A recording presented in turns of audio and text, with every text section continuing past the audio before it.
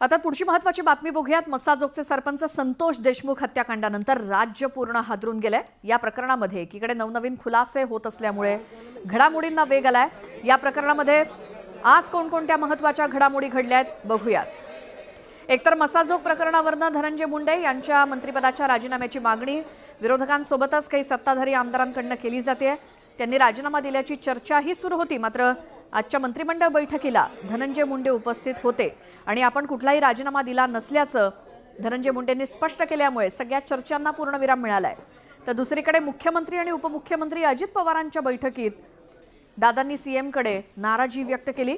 भाजपचे आमदार पुरावे नसताना थेट आरोप करतात, यावर त्यांनी नाराजी व्यक्त केली। तर याच प्रकरणावरून संतोष देशमुख यांचे कुटुंबीय आज मुख्यमंत्री देवेंद्र फडणवीस यांची भेट घेणार आहेत। त्यामुळे या भेटीत देशमुख कुटुंबीय काय चर्चा किंवा मागणी करणार याकडे सर्वांचं लक्ष लागलंय। त्याआधी सुरेश धस आणि अजित पवार यांची भेट झाली।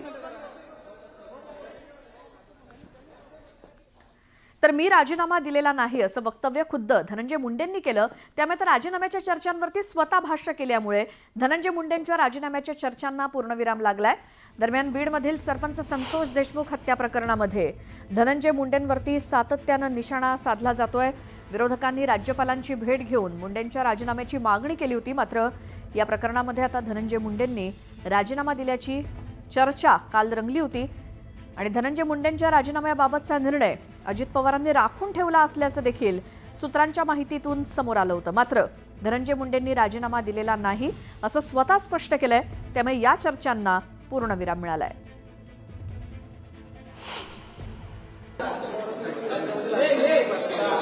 काहीही राजीनामा वगैरे दिलेला नाही। काहीही राजीनामा वगैरे दिलेला नाही। काहीही राजीनामा वगैरे दिलेला नाही। अनेक पक्षांचे मंत्री होऊन गेले। आदरणीय पवार साहेबांच्या काळात असेल, विलासरावजी देशमुखांच्या काळात असेल, अनेक लोकांनी त्या काळात म्हणजे शिवसेनेचे जेव्हा जोशी साहेब मुख्यमंत्री होते तेव्हाही त्यांचा राजीनामा झालेला आपण सगळ्यांनी पाहिलेला आहे। त्याच्यामुळे असं का त्यांचा म्हणजे जेव्हा सुरेश धस आणि साळुंकेजीही राजीनामा मागतात आणि महाराष्ट्राचे मुख्यमंत्री राजीनामा घेत नाहीत, याचं उत्तर तुम्हाला त्यांनाच विचारायला लागेल, मला कसं माहिती असेल। तर संतोष देशमुख हत्या प्रकरणावरून राज्यातलं राजकीय वातावरण ढवळून निघालंय आणि विरोधकांनी अन्न आणि नागरी पुरवठा मंत्री धनंजय मुंडेंच्या राजीनाम्याची मागणी लावून धरली। तर भाजपचे आमदार सुरेश धस हे रोज या प्रकरणी नवनवे आरोप करत असल्यामुळे धनंजय मुंडे हे चांगलेच अडचणीत आलेत। पण या प्रकरणी अजित पवारांनी मुख्यमंत्री फडणवीसांकडे नाराजी व्यक्त केली। पाहुयात सविस्तर रिपोर्ट। या तपासावरती आणि याच्यावरती परिणाम होऊ नये म्हणून धनंजय मुंडे साहेबांचा राजीनामा त्या ठिकाणी घ्यावा किंवा त्यांना बिन खात्याचं मंत्रिपद द्यावं। बीड जिल्ह्यातलं कोणतंही प्रकरण घ्या, त्याच्या पाठीमागे आखा गँग्स ऑफ वासेपूर आहे, वाल्मिकांना कराड थ्रू धनंजय मुंडे, या गँगचा त्रास वंजारी समाजातल्या मोकादमांना सुद्धा झालाय। सगळ्याचं रॅकेट, सिमेंटचं रॅकेट, खोटा जीएसटीचं रॅकेट, पण हे सगळ्याशी संबंधित मात्र आखा एकच। गेल्या काही दिवसांपासून भाजप आमदार सुरेश धस सतत हा आरोप करत असल्याचं पाहायला मिळतंय। मंत्री धनंजय मुंडे हे धस यांच्या टार्गेटवर असल्याचं आता लपून राहिलं नाही। मस्साजोगचे सरपंच संतोष देशमुख यांच्या हत्ये प्रकरणावरून धस यांनी आरोपांची राळ उठवली। या तपासावरती आणि याच्यावरती परिणाम होऊ नये म्हणून श्री धनंजय मुंडे साहेबांचा राजीनामा त्या ठिकाणी घ्यावा किंवा त्यांना बिन खात्याचं मंत्रिपद द्यावं। जोपर्यंत हे ॲक्शन होत नाही, जोपर्यंत या प्रकरणाचा हे जे आहे चार्जशीट दाखल होत नाही, तोपर्यंत त्यांनी पदावरती राहू नये। पण धस यांच्या आक्रमक भूमिकेमुळे धनंजय मुंडेंसोबतच अजित पवारांच्या राष्ट्रवादी काँग्रेसला त्याची झळ सोसावी लागली। या प्रकरणामुळे राष्ट्रवादी काँग्रेसची रोज होत असलेली बदनामी आता अजित पवार यांना काही सहन होत नसल्याचं चित्र आहे। त्यामुळे अजित पवारांनी थेट मुख्यमंत्री देवेंद्र फडणवीसांकडे धस यांची तक्रार केल्याचं बोललं जात आहे। सोमवारी रात्री उपमुख्यमंत्री अजित पवारांनी मुख्यमंत्री फडणवीसांची भेट घेतली होती। त्या बैठकीत अजित पवारांनी सुरेश धस यांच्याविषयी तीव्र नाराजी व्यक्त केल्याचं बोललं जात आहे। भाजप आमदार सुरेश धस आणि अभिमन्यू पवार यांनी गेल्या काही दिवसापासून धनंजय मुंडेंना टार्गेट केले। पुरावे नसतानाही धस यांच्याकडून केल्या जात असलेल्या आरोपांवर अजित पवारांनी आक्षेप घेतला। महायुतीतल्या मित्रपक्षांच्या आमदारांनी विनाकारण आरोप करू नये अशी भूमिका अजित पवारांनी मांडल्याची चर्चा आहे। तर आपल्या पक्षाच्या आमदारांना योग्य सूचना देणार असल्याचं फडणवीसांनी अजित पवारांना सांगितलं।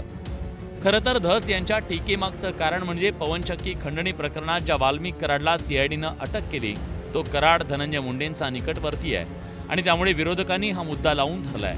पण या प्रकरणात सत्ताधारी आमदार धस यांनी उडी घेतल्यानं अनेकांच्या भुवया उंचावल्या होत्या। आता अजित पवार फडणवीसांच्या भेटीनंतर धस यांचा हा सूर नरमणार आहे का हे आगामी काळात स्पष्ट होईल। Bureau report, news 18 Lokmat. पण संतोष देशमुख यांचा गुन्हा नेमका काय होता? खंडणी मागणाऱ्यांना विरोध केला म्हणून त्यांची निर्घृण हत्या केल्याचा आरोप भाजपचे आमदार सुरेश धस यांनी केलाय। संतोष देशमुखांच्या मारेकऱ्यांना मोका लावा, त्यांना बिनभाड्याच्या खोलीत ठेवा अशी मागणी त्यांनी केली।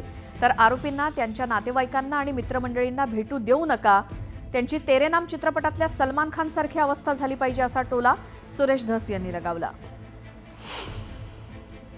त्याच्या मारहाणीचं चित्रीकरण केलंय, व्हिडिओ कॉल केलाय आणि दुसऱ्याला दाखवला, बघा ह्याला कसं मारतोय आम्ही। तो विव्हळतोय, ओरडतोय आणि पाण्यासाठी भीक मागतोय आणि तो काय म्हणत होता, बाबा मी कोणाचंच नाव सांगणार नाही, माझ्या गावाला नाव सांगणार, आता बस करा, मारू नका। तरी सुद्धा वरून मारत होती। या लोकांना हे किती बेभान झाले होते मारणारे, आणि या लोकांचे जे आका आहेत यांना जे सांभाळणारे हे 100% हे 302 मध्ये येणारच आहेत। यांना मौका लागला पाहिजे, हे 302 मध्ये गेले पाहिजे आणि बिन भाड्याच्याच खोलीमध्ये राहिले पाहिजे।